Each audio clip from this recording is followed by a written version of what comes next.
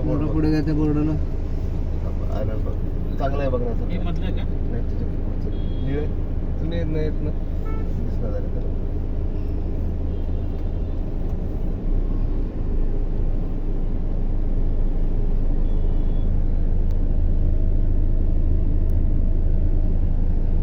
Last main नागपूरमध्येच आहे.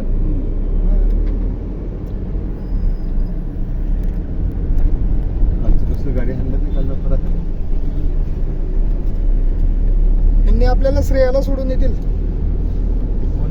RC plaster मध्ये. कोण सोडून येते सर आता काय म्हणलं की आता किती कंपन्या RC प्लास्टोच जायचं ना आपल्याला.